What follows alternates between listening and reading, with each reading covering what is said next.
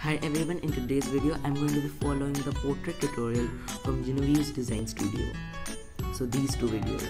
So enjoy the portrait making time lapse.